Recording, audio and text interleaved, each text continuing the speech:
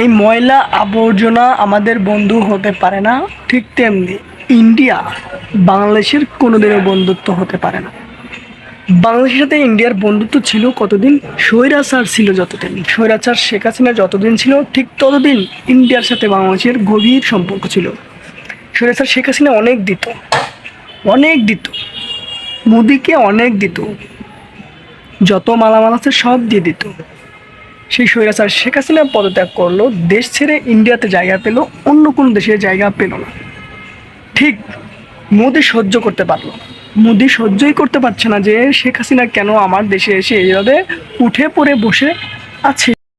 অর্থাৎ বিয়ে করা বউ যেমন বসে থাকে, ঠিক তেমনি স্বৈরাচার সরকার সে দেশে যা বসে আছে, এটা মোদি সহ্য করতে পারছে না। মোদি আমাদেরকে পানি দিয়ে ভাসিয়ে দিতে চায়, মোদি আমাদেরকে ডুবিয়ে মারতে চায়, মোদি আমাদেরকে ভাসিয়ে মারতে চায়। মোদি চায়টা কি?